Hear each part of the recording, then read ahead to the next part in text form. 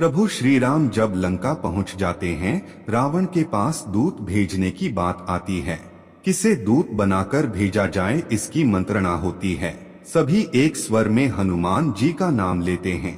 वे बलशाली भी थे और राम के प्रिय भी, लेकिन तभी श्री जामवंत ने प्रभु राम से कहा कि सुलु सर्वज्ञ सकल उर्वासी, बुद्धि बल तेज धर्म गुण राशि, मंत्र कहूँ निज मति अनुसारा, दूत पठाए बाली कुमारा।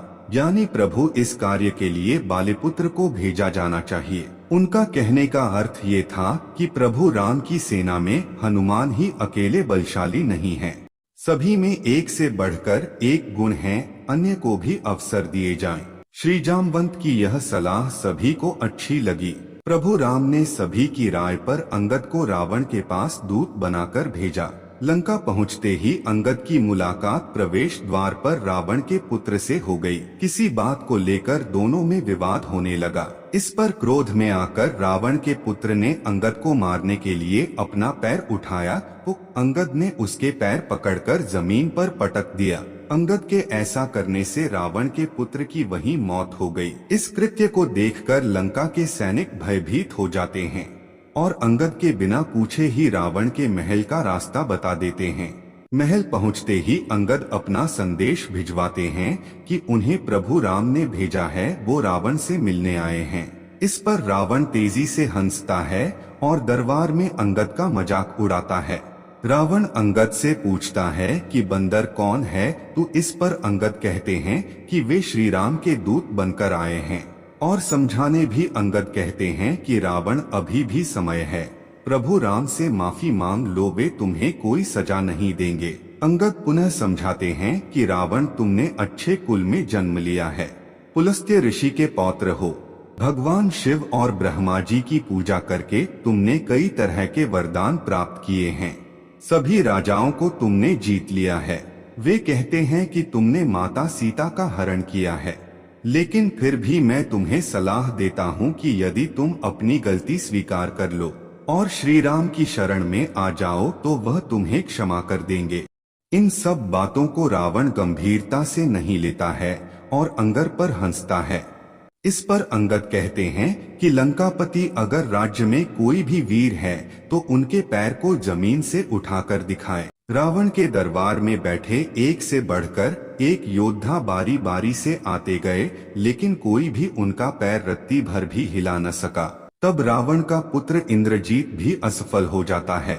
सभी को कोशिश असफल होने पर दरबार में सन्नाटा फैल जाता है। रावण को क्रोध आने लगता है।